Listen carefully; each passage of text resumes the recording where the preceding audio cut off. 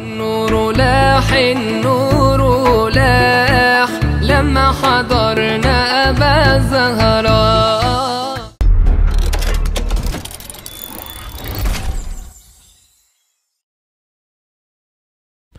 Assalamualaikum warahmatullahi wabarakatuh. Ya Allah. Ila hadratin Nabi Mustafa Muhammad Rasulullah sallallahu alaihi wasallam wa ala alihi wa ashabihi wa dhurriyyatihi wa azwajihi wa aulatil kiram. Jami'a awliya'i minal masyriqi ilal maghrib ya bahri ya masyhur ya mustir ya aina makanu sahibu hadzal kitab wa man syarahahu wa likulli niyatin salihah wa ala ma nawawi salafuna salihun. Al-Fatihah. A'udzu billahi minasy syaithanir rajim. Bismillahirrahmanirrahim. Alhamdulillahi rabbil alamin arrahmanir rahim maliki yaumiddin. Iyyaka na'budu wa iyyaka nasta'in. Ihdinas siratal mustaqim. Siratal ladzina an'amta 'alaihim ghairil maghdubi 'alaihim waladdallin. Amin. Amin ya rabbil alamin. Kitab Ta'limul Muta'allim. Kita masih di bab sahib atau teman. Bab syarik, yakni teman bergaul pada saat mencari ilmu. Masih ingat ya, tidak semua gabah menjadi padi disebabkan karena terkena tumbukan. Terkadang ia menjadi padi karena gesekan antar sesama gabah. Ya. Alias orang menjadi pandai, menjadi mendapatkan ilmu tidak selalu karena dia langsung ketemu guru. Boleh jadi pertemanan inilah yang mempengaruhi. Maka kelak zaman kalau sudah memondokkan anak, carikan teman yang baik itu anak. Syukur-syukur titipkan, kasih sanggup buat beli makan atau apa dan sebagainya. Titip anak saya ya mas ya. Nah, biasanya nangkono kalau pondok-pondok salaf seperti saya dulu diistilahkan bapak. Jadi ada senior kamar yang dia nanti akan mendampingi sekian anak-anak baru. Biasanya dia memang secara sengaja dititipkan, dititipi anak oleh wali santri. Dan itu jangan sampai tidak sampai lakukan. Karena apalagi pondok-pondok besar, kalau mau menjangkau ke bawah itu sangat sulit sekali, sangat sulit sekali. Bisa-bisanya seseorang menjadi produktif itu karena gesekan antar teman. Nah, begitu sampai pondok, kok ternyata gesekan antar teman itu nemu teman yang tidak baik, wah, yo, rampung urusan. Maksudnya, sampai nanti akan sulit sekali untuk menetralisir anak ini. Loh, bukannya di pondok itu selalu baik? Ya, tetap lebih baik seburuk apapun daripada di luar.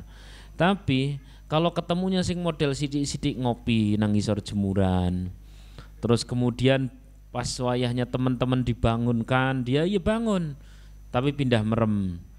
Pindah tidur, ada kadang-kadang pindah tidur di gudang, ada kadang pindah tidur di loteng, ada kadang pindah tidur di kamar mandi, edok-edok ngising. Ternyata merem. Tangi kan mesti geringgingen. Ya gitu. Maka itu pun terjadi. Kata Pak Kiai, jangan pernah itu anak-anak yang beling itu kemudian tidak diridhoi oleh sang guru, apalagi sampai dibenci, lebih-lebih dikeluarkan. Kenapa? Saya tanya, kenapa Pak Kiai seperti itu? Loh, ini ki saya dapat alasan apa? Tema apa? Tema buat sujud nanti malam. Gitu kata Pak Kiai. Saya sebagai pengurus disuruh menyetorkan anak-anak beling. Nah, saya kira ini anak-anak beling ini meh disenteli itu syukur-syukur dang dicol-col kayak gitu loh. Apa dipulangkan atau dicolke nang terminal apa piye lah. Wah, beling-beling banget. Beling-beling banget. Boleh jadi ini orang yang sudah memang sejak di rumah itu asli beling, terus daripada beling gawe pondok. Padahal pondok itu sebenarnya bukan tempat buat buang orang beling. Itu pondok itu masya Allah pelajarannya jauh lebih kompleks, jauh lebih banyak. Wong sampean itu belajar tentang untuk hidup di dunia, sebut saja namanya arsitek, Belajar untuk hidup di dunia, sebut saja namanya teknik. Belajar untuk ilmu hidup di dunia, namanya desainer, fashion dan sebagainya. Itu kan buat sangu sekitar 80 tahun tok toh. Nggak ada malah 80 tahun. Orang-orang zaman sekarang lagi tren matinan. Ya kan? Nggak sampai 80 tahun. Nah, itu saja ya, itu saja menghabiskan waktu yang lama. Memerlukan kecerdasan. Betul nggak? Lah apalagi ini? Ini ilmu-ilmu akhirat. Akhirat tuh berapa tahun? Kita sudah ngitung kemarin berapa tahun? Miliar, triliun, miliar, triliun, triliun, miliar, miliar, triliun, triliun, miliar, miliar, triliun, triliun, miliar, miliar, triliun, triliun, miliar tahun. Maka Al-Quran, hadis, kemudian ada usul, qawaid, ada ilmu-ilmu bahasa, berarti nahwu, sharaf, i'lal, balaghah, ma'ani, bayan, badi' dan sebagainya. Itu membutuhkan fokus dan tingkat kecerdasan yang luar biasa. Maka dulu saya pas lagi mondok itu heran ceritanya. Herannya begini, selesai mondok dari pelosok Kediri itu terus kemudian kuliah di Semarang. Heran saya, loh, ono wong kok belajar do santai-santai men. Setahu saya itu di pondok ya 24 jam, paling-paling istirahat sebentar gitu secukupnya gitu, habis itu belajar lagi. Jenengan kalau tidak percaya saya ajak, andaikan bisa saya sulap sampai sini depan, di sana orang lagi sibuk banget baca kitab, lagi saking sibuknya. Itu pun masih kurang-kurang. Karena kitab segini besarnya itu catat, ditulis sendiri, itu pun harus pakai pen tutul. Pen tutul tahu ya? Nah, nek enggak ya pakai pen itulah ya, pen kecil itu, pen hitek atau apa tuh.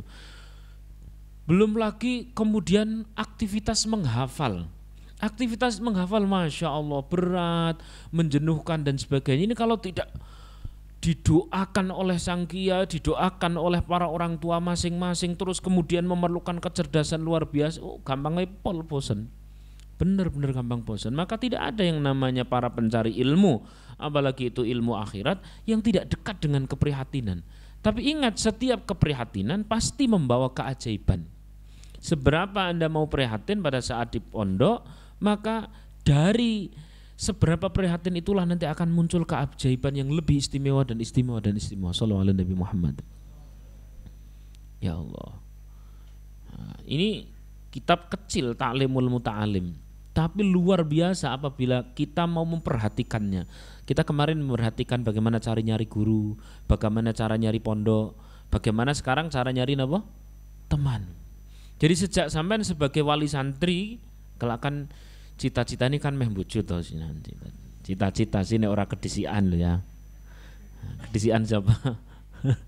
Aja muni kedisian Israil aja lah. Nah, cita-citanya kan mau jadi wali santri ya. Saya doakan semoga putra-putri panjenengan itu alim, alimul min ulama'i warasatil anbiya, hufadul Quran, alimul kutub ya, dan sebagainya. Itu tentu sejak awal sudah ada kedisiplinan, sudah ada niat, sudah ada azam yang luar biasa, azam yang luar biasa. Dan kalau sudah faida azamta, kemudian fatawakkal ala Allah. Cuman mondok ke anak, faida azamta, saya sudah azam anak saya kelak akan hafal Quran, saya sudah azam anak saya kelak akan menjadi faqih. Faqih itu ahli fikih. Kata Imam Syafi'i, afdhalul ulum ilmul hal. Sebaik-baik ilmu adalah ilmu hal. Apa itu ilmu hal? Ilmu yang setiap hari dipakai. Apa itu ilmu yang setiap hari dipakai? Versi Imam Syafi'i justru ilmu fikih. Beliau tidak mengatakan Al-Quran, beliau tidak mengatakan hadis. Berarti terus kemudian sentimen sama Quran, sentimen sama hadis. Piye sentimen gimana? Wong 9 tahun wis hafal Quran kok. Hadis, beliau itu terkenal dengan nasirus sunnah, nasirul hadis, penolong hadis. Dari hadis-hadis yang tidak benar, beliau yang nolongnya. Tapi dari sekian banyak keahlian-keahlian beliau, yang beliau rekomendasikan justru kita untuk menjadi seorang faqih. Loh, apa dalil? Ada dalilnya. Takon dalil mana? Apa ada dalilnya? Yaitu kalau bahasa Al-Quran, adalah liyatafaqahu fiddin. Ada bahasa liyatafaqahu fiddin, tafaqquh. Nah, tafaqquh itu adalah bahasa kita untuk mempelajari fikih. Kalau dalam bahasa hadis, mayyuridillahu bi khairan yufaqih. Nah, yufaqihu fiddin. Satu akar dengan kata fikih. Maka kalau kelak sampean akan punya putra-putri yang ahli fikih, faqih, dia tahu ilmu kondisi keseharian yang dipakai untuk beribadah, untuk mendekat, untuk diri, untuk keluarga, untuk mengangkat derajat orang tua. Ilmu itu namanya ilmu fikih. Ilmu fikih inilah yang akan membawa keselamatan dunia akhirat. Amin Allahumma. Nah, hari ini sampean pelajari dulu. Tapi kayaknya saya masih mau mondok lagi, jadi bukan untuk anak saya. Ya monggo, enggak apa-apa. Yang masih seumuran anak-anak mondok gitu, ya silakan mondok. Ingat tadi itu teman, termasuk teman yang harus dihindari adalah teman yang serba galau. Sidik-sidik pusing, dikit-dikit pusing. Mumet aku, terus ngopi itu ya. Mumet aku, bal-balan. Mumet aku tiap dino mumet. Di sana sih tidak ada istilah orang yang namanya update status, wong yang tidak ada HP ya, nggak ada HP. Nah, tapi kelihatan kalau orang dikit-dikit mumet, isinya milih nang pojok, terus pusing. Nah, yang paling parah dari sekian banyak yang parah adalah ketika anak sudah nyantri, ada ujian yang terberat. Apa itu kemarin namanya? Ikatan cinta. Jadi buka tafsir Jalalain seret ayune. Piye tafsir Jalalain ayu. Dan itu terjadi. Dan itu penyakit-penyakit seperti itu nyalur ke temannya. Ki delok maknane sampean. Loh, kok kosong ini? Iya aku kelingan kok mantanku. Nah, yang kayak gini ini kalau tidak dicarikan teman dari awal bahaya. Maka Mas Mbak rahimakumullah, saya turut ngasih pesan pada panjenengan, besok pas jenengan ngantar anak ke pondok, tidurlah di sana barang sehari 2 hari silahkan. Masih ingat ya kemarin itu? Ya. Untuk survei terlebih dahulu, kalau sudah mantap, siapa teman-teman yang kayaknya begitu adzan langsung seret ke masjid, adzan seret ke kantin, lagi berarti coret. Ya. Ini penting banget. Terus kemudian yang hari-hari itu pegang kitab, ya, ada yang hari-hari itu pegang kopi. Nah itu kelihatan. Terus habis itu rekomendasikan ke anak-anak kalau teman sing ini. Sallallahu ala Nabi Muhammad. Nah, kalau dulu saya termasuk orang yang ketinggalan pelajaran karena tiba-tiba langsung masuk kelas 3. Enggak pakai sivir, langsung masuk kelas 3. Jadi sekolah cuma 2 tahun, maka di semester awal itu pusing luar biasa, seperti anak TK. Baru sudah saya ceritakan kan, Masya Allah. Setahu saya mondok di mana-mana yang namanya hadza itu maknanya ya ini. Begitu sampai pondok pesantren Peloso itu hadza itu haknya dibahas. Haknya namanya hak tambih. Dzalnya namanya dzal isyarah. Lalu kenapa harus ada alif dan selalu ditulis alif? Kalau tidak ada alif tidak jadi kata isyarah hadza. Alifnya itu alif apa? Mumet mana? Ngene ku yo digoleki kitabe. Ini sing gawa kitab Soban, ada yang bawa kitab Khudhari, ada yang bawa kitab Hamdun, ada yang bawa kitab Yasin Fakihi, ada yang bawa kitab Mutamimah Al-Jurumiyah, ada yang bawa kitab sekian banyak kitab nahwu dijejer. Long paling kepengin golek alif siji jenengane alif opo kitab akeh awalnya begitu. Lama-lama saya ya Allah aku ra kuat ketoke. Aku ra kuat ya. Terus mohon kepada ya Allah aku piye ketoke medun. Turun kelas. Belum lagi pas pelajaran fikih. Masya Allah. Fikih itu kan ngeri tuh Mas. Fikih batalnya wudu. Betul ya? Batalnya wudu salah satunya adalah mengeluarkan apa? Sesuatu dari jalan depan maupun jalan apa? Belakang. Jalan depan maupun jalan belakang. Baik yang lazim seperti kencing dan sebagainya maupun yang tidak lazim. Tiba-tiba orang kamar mandi yang keluar magic jar. Loh, itu tetap membatalkan wudu dah? Batal wudu nih. Wah, itu dibahas sangat detail. Sangat detail. Terus kalau wudhu itu 3 kali itu sebenarnya yang menggugurkan orang dari hadas itu cuman yang pertama, yang kedua atau yang ketiga. Kalau yang pertama ternyata tidak sempurna, maka yang mana yang menggugurkan hadas, yang menghilangkan hadas? Mumet maneh. Terus Nabi itu pernah wudhu dengan cara sempurna. Nabi itu pernah wudhu dengan cara yang ringan saja. Wudhu yang ringannya Rasulullah itu seperti apa? Mumet maneh. Iki ora kuat. Belum lagi risalatul mahid. Ya Allah, iki wong lanang kon mikir wong wedok. Astagfirullah, bagian itunya lagi mumet. Itu benar-benar mumet. Mana? Akhirnya nemu solusi. Dungo. Sharing. Oh, caranya gini. Saya bilang sama orang tua, Pak, nyun sewu Pak, kula niku bloko mawon, sangune dipun tambahi. Lah ngapa le? Nggih niki kagem kula patus guru-guru privat. Loh, apa ana guru-guru privat? Nggih rencang-rencang sing pinter di bagian masing-masing mengki dados guru privat kula. Lah mungkin niku artos saking Bapak nek tak anggut numbasna mie, nek mboten nggih numbasna kopi. Ngono. Ya wis tambahi. Begitu tambahi habis ngaji fikih gitu malam gitu. Ngaji terus kemudian teman yang pinter fikih ketoke kae. Cah pinter fikih kae. Deketi. Bos, gimana bos? Ngemi. Mie instan atau mie godok. Mie goreng sing digodok. Wah. Wis pokoke digawe sing pola rapi. Habis itu oh iya tuh ya, orang rasa mie. Saya itu kalau malam seperti ini sukanya adalah nasi goreng. Oh siap, mangkat bareng nasi goreng. Mau maknane lengkap ora sampean? Oh lengkap toh ya. Engko sampean maca aku tak. Oh siap. Nah, dapat. Mulai. Jadi selain dapat ilmu yang dari guru, ini yang gesekan antar teman ini lebih terasa. Bisa tanya apa saja. Das. Besok lagi pas ketemu Risalatul Mahid, seret golek ndi. Lanang kabeh takon Risalatul Mahid. Tahu Risalatul Mahid ya? Apa itu? Fikih tentang darah wanita. Tak delok kok lanang kabeh. Ora ono sing berdarah katanya. Sing ndi iki sing pinter sing ndi.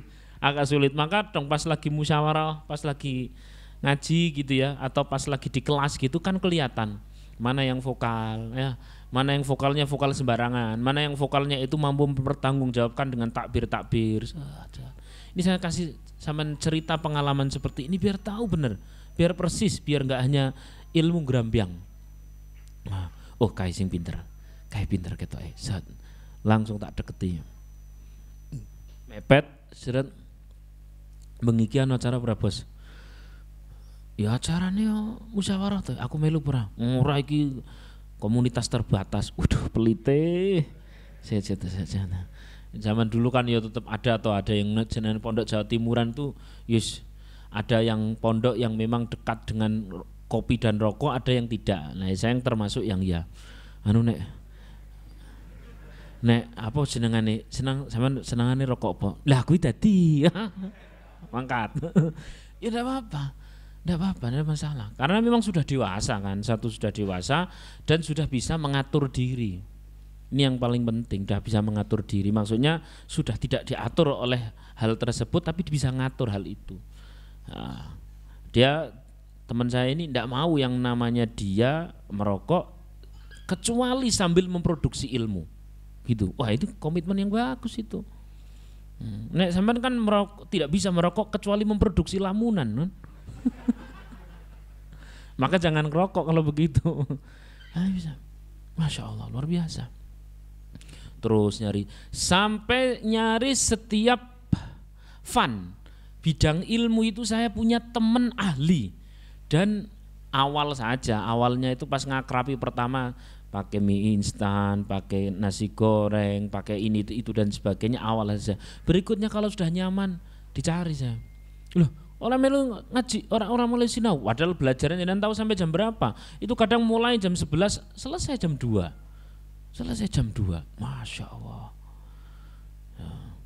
Itu pun yes merakteknya sing di kitab Ta'limul Muta'alim kayak gini. Nek sapa-sapa sing ngantuk berarti ciprati. Ngantuk itu kitab taklim sing ngantuk napa Ciprati. Praktek ge sing ngantuk gebyur, ngantuk kowe. Orang ngantuk lho. Nah, gitu. Asik banget, seneng banget. Masya Allah. Saya tuh kalau andaikan ya, enggak boleh sih bilang andaikan ya. Suruh ngulang suasana pesantren itu Masya Allah indah luar biasa. Sangat indah. Nah itulah, hari ini kita sedang belajar bagaimana pentingnya tentang teman. Ya kalau panjenengan bisa praktekkan di dunia kampus pun silahkan. Di dunia kampus ada temen kok dikit-dikit loh kayak ganti pacar mana, ganti pacar mana, ganti pacar mana. Awal-awal sampean aku mau kok ngene iki, suwi-suwi kok lho, kok nyenengke ya. Ngono. Bubar. Bubar, Masya Allah. Naudzubillahi min dzalik. Lebih parah lagi, ada teman-teman yang orang tuanya sampai benar-benar nilpon saya. Benar-benar nilpon. Karena dia pacaran dengan orang non muslim. Awalnya dia ngaji di sini. Terus kemudian enggak tahu kenapa kayaknya itu ngaji cuman sekali, habis itu laporan ke orang tua. Nggak tahu kenapa dia pacaran sama non muslim. Lama-lama dia pengen nikah sama non muslim. Seret lah yang suruh nanggung jawab saya. Lho ki bocah ngaji sekali kok aku sing kon nanggung jawab itu apa? Akhirnya orang datang, ya, datang seret. Nah, terus saya bilang, "Pak, lan jenengan pripun sekolah mawon dengan sekolah teng mriku kok. Bagaimana bertemannya tidak seperti itu?" Padahal saya ngajinya itu ngaji taklimul muta'alim. Saya sudah menyampaikan bahwa tentang pentingnya teman. Seperti itu. Wes. Pokoknya sedemikian berpengaruh teman itu, Mas. Sedemikian berpengaruh. In syi'ta tabghil ilma min ahli. Jika kamu belajar ilmu, maka belajarlah kepada orang yang ahli. Au syahidan yukhbiru an ghaib, atau mencari orang ya, tadi kriteria pertama belajar dari orang yang apa? Ahli. Ini pelajaran hari ini. Kalau tadi saya ngulang, ini pelajaran hari ini. Nyari yang ahli, atau kalau ternyata au syahidan yukhbiru an ghaib, atau kau mencari saksi yang akan memberikan apa-apa yang kau tertinggal. Tadi itu saya sampaikan. Saya ngaji sama Pak Kiai. Istirahat. Kok ternyata makna saya itu banyak yang kosong. Waduh, ini maknanya apa ya ini? Kan bahaya toh. Kalau makna itu sampai ndak tepat gitu. Atau saya nulis tapi kala itu mungkin rodok ngalamun piye. Wal baitulan anduk. Mosok sih ono fikih kok ono anduk ki, anduk apa? Kan perlu saya tanyakan sama temen. Kon zaman bayi itu artinya apa? Ndok. Oh, ndok. Tak kira anduk. Ngono apa? Nah, ini namanya kita syahidan yukhbiru an ghaib. Kita mencari orang yang dia itu menjadi saksi saat kita ada sesuatu yang gaib dari diri kita. Itu penting.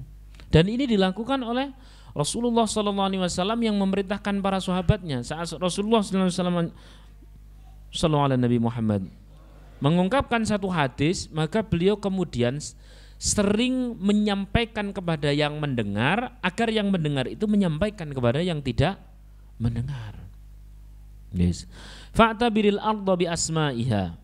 Fa'tabiril arda bi asma'iha. Ini perintah dari kitab Ta'limul Muta'alim.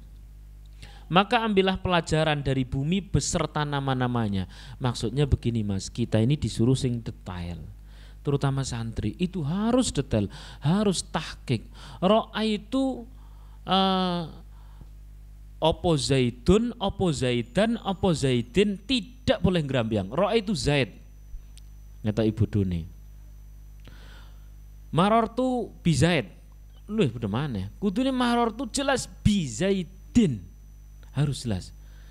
Misalkan kalau itu hadis innamal a'malu bin niyati atau tu. Ora dadi santri sampeyan orang ngerti kok ngono kuwi. Innamal a'malu bin niyati tu. Tantentun. Masih banyak versi. Itu sampean sing hafal. Coba yang ndak hafal dan kosong ndak ada harokatnya. Ini milih biniyit itu kan bisa toh.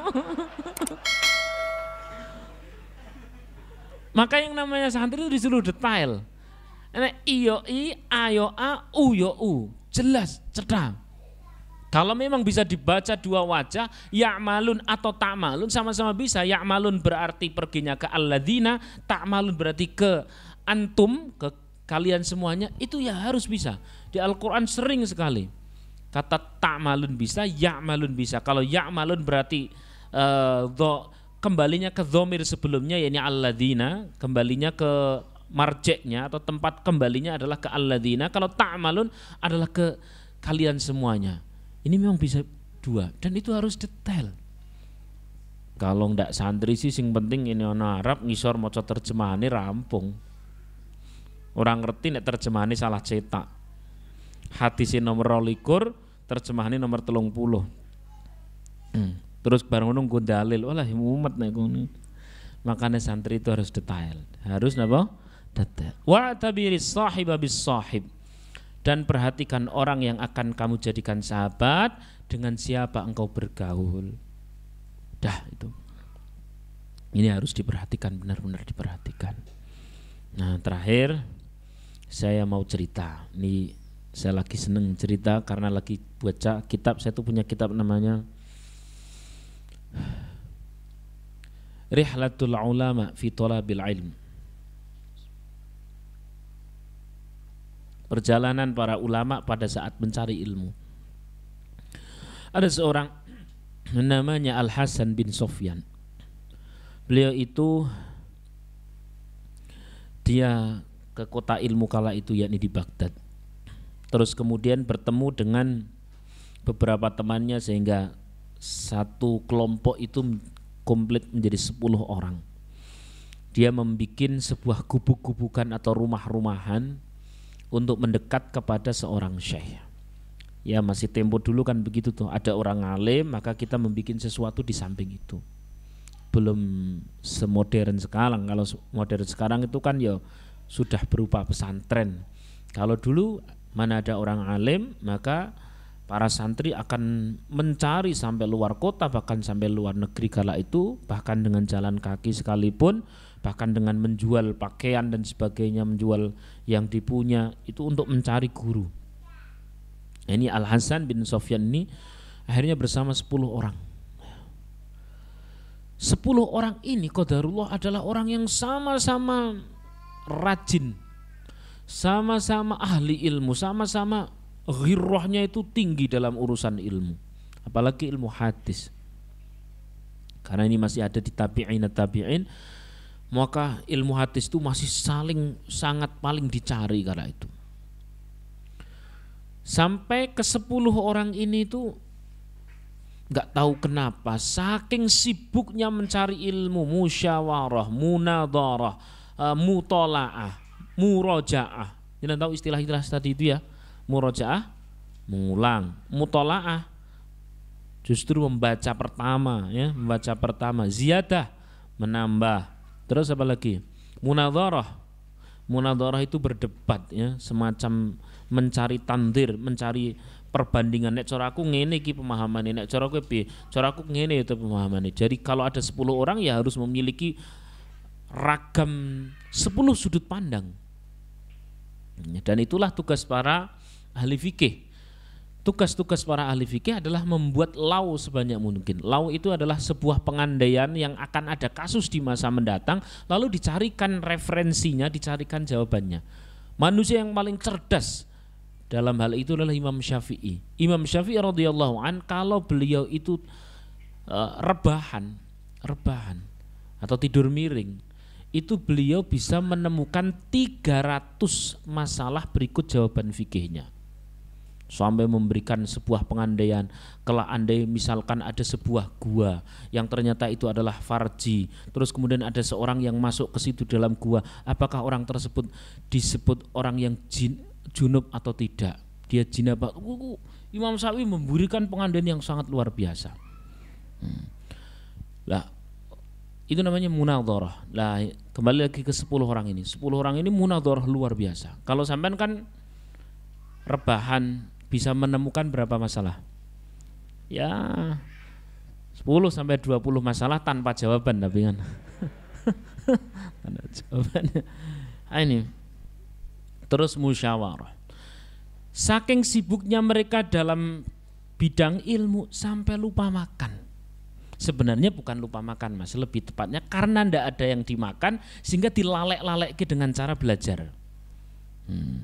Ya sebagian bocah ngekos masih ada yang seperti itulah, tapi sangat jarang. Walaupun tetap makan. Setiap hari berganti menu kan, kadang geprek, kadang soto, terus kemudian soto tangkar dan sebagainya dalam satu kemasan mie instan. Apa itu? Ini kembali lagi cerita ini orang. Sebenarnya bukan lupa, tapi melupakan diri dengan cara mereka belajar sampai kuat 3 hari. 3 hari. Akhirnya pas 3 hari itu bilang mereka, kamu lapar nggak? Lapar banget. Lah kamu bodoh. Kamu banget. Lah kok meneng-menengan we? Lah kan ora apa-apa. Ndak apa-apa. Lah terus gimana? Kita undian aja. Kita undi siapa di antara kita yang harus keluar untuk cari makan. Cari makan itu bukan punya uang terus kemudian beli, belum ada apa-apa. Pokoknya dia keluar cari makan, entah itu kerja, entah itu apa, pokoknya keluar. Akhirnya diundi. Sehingga orang zaman dahulu itu mencari makan itu merupakan sebuah kerugian dalam bidang ilmu. Nah zaman saiki kan ora, boleh mangan yo, grutuk, sinau burung, gampang. Ya Allah. Akhirnya undian itu kena pada Al-Hasan bin Sofyan Al-Fasawi. Kata beliau, ya sudah, kalau memang saya harus nyari makan, siap, nanti saya akan melakukan sesuatu, dapatnya berapapun tak bawa pulang untuk kita makan bersama. Namun saya izin, sebelum saya keluar rumah, saya mau sholat dulu. Mungkin sholat duha karena pagi. Sholat, doa. Habis berdoa, ada tamu. Assalamualaikum warahmatullahi wabarakatuh. Tok. Masuk. Ternyata tamu itu adalah kurir dari kerajaan. Dia mengatakan demikian, apakah engkau yang bernama Al-Hasan? Betul. Apakah engkau hidup ber-10 orang? Betul. Apakah kalian semuanya pencari ilmu? Betul. Apakah kalian semuanya orang yang begini? Betul. Kalau betul, saya mendapatkan amanah dari kerajaan, amanah dari Raja Ta'lun namanya, untuk memberikan ini semua. Bahan makanan ada gandum, ada bahan makanan yang lain plus uangnya. Loh, atas dasar apa engkau memberikan atau kerajaan memberikan kepada kami bahan makanan ini? Nek cara dhewe kan rasa takon. Suwen, ngeleh. Coba jenengan ujug-ujug ada orang ngirim apa sret langsung. Kadang belum tanya, iki ora takon iki nggone sapa. Wah, sikat dhisik, sikat. Habis itu mau sing tak pangan nggone sapa? Ini tanya. Ini atas dasar apa kerajaan memberikan ini kepada kami? Kurirnya cerita di malam sang raja itu mimpi ada pria yang sangat gagah menggunakan kuda dari langit membawa tombak langsung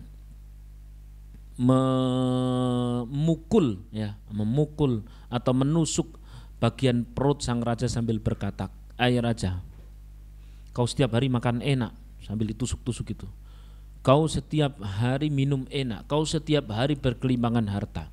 Sungguh di pojok kota sana ada para kekasih Allah yang sudah 3 hari karena ilmu mereka tidak makan. Kau bagi makananmu atau kau akan terus sakit seperti ini." Begitu. Kata raja, "Lah engkau ini siapa?" "Aku adalah malaikat Ridwan." Itu kitab yang saya baca juga. "Aku adalah malaikat Ridwan, penjaga surga. Mereka semua ber-10 ahli surga. Mereka sudah 3 hari tidak makan karena ilmu. Kau bagi atau kau akan terus sakit." Bangun, surat masih sakit beneran. Akhirnya dibagi.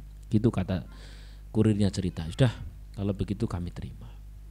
Apa hikmah dari kisah ini? Hikmah dari kisah ini kalau saya boleh mengambil, pokoknya setiap keprihatinan masalah ilmu pasti mengandung keajaiban, cepat atau lambat, besar maupun kecil. Al-ajru biqadri ta'ab. Apresiasi dari Allah, kemuliaan dari Allah bergantung dari jerih payah yang dilakukan oleh para ahli ilmu. Maka besok mas, sampean kalau mondok anak, walaupun sampean sugih kaya ngopo, jangan terlalu diberi banyak sangu yang banyak. Beneran. Udah sangu itu secukupnya aja. Lu bapak kan uangnya banyak, bapak lagi tidak punya uang, atau bapak tidak pegang uang atau apalah. Jangan terlalu banyak. Apalagi pas di rumah jangan terlalu dimulia-mulia kenggon. Akhirnya apa? Tidak kerasan di pondok, kerasannya di rumah. Repot itu. Nah, pokoknya itu dulu yang dapat saya sampaikan. Ini sebagai hazanah. Mulai hari ini sampai niatkan saja kelak kalau saya punya anak akan menjadi ahli ilmu, ahlul Quran. Ada satu doa yang ini doa diulang oleh para tabi'in. Doa ini silahkan diulang-ulang ya. Ini doa redaksinya berbeda-beda, tapi intinya sama. Kalau sampean kesulitan pakai bahasa Indonesia, kesulitan pakai bahasa Arab, bahasa Indonesia itu bisa semua. Kesulitan pakai bahasa Arab, maka berdoanya pakai bahasa Indonesia. Allahumma ja'al. Kadang Allahumma ja'al. Allahumma ja'al auladana wa auladal muslimin muhibbina li'ulumin nafi'ah wa likulli khairat mundu sigharihim. Ini redaksinya berbeda. Kalau artinya jadi begini, ya Allah, jadikan anak-anakku, jadikan pula anak-anak dari kaum muslimin muslimat muhibbina li'ulumin nafi'ah, menjadi para pecinta ilmu yang manfaat, pecinta kebaikan. Nah ini yang paling penting yang belakang, mundu sigharihim, sejak kecilnya. Sejak kecilnya. Ini doa yang diulang-ulang para sahabat ke tabi'in, sehingga tabi'in itu masih kecil-kecil itu. Nggak usah diperintah sholat, udah sergap sholat. Nggak usah diperintah ngaji, udah sergap ngaji. Kenapa? Cinta. Senang sejak kecilnya. Ada yang menyebutkan Ibnu Sina itu sejak kecilnya memang sudah senang banget dengan dunia kedokteran Islam. Sejak kecilnya itu dia sudah mikir kalau ada kucing jatuh kakinya patah, kemudian ia mau sambung pakai kain, kemudian dibalut pakai kain dan ada kayunya, itu dia sudah mulai mikir. Ibnu Sina. Al-Rabi'ah itu malah dari tabi'in. Terus kemudian orang-orang seperti Hasan al-Basri itu sejak kecilnya sudah cinta ilmu. Kenapa? Doa para pendahulunya. Dalam versi kan kayak gitu kan, ada versi-versinan. Jadi hal biasa. Namun secara umum ya, secara umum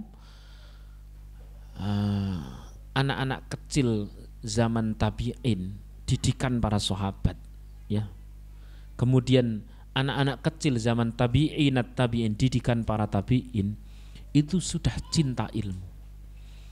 Maka mas, besok kalau sampean punya anak, tidak usah terlalu repot, ayo ngaji. Nah, dia sudah cinta Quran. Amin Allahumma amin. Al-Fatihah.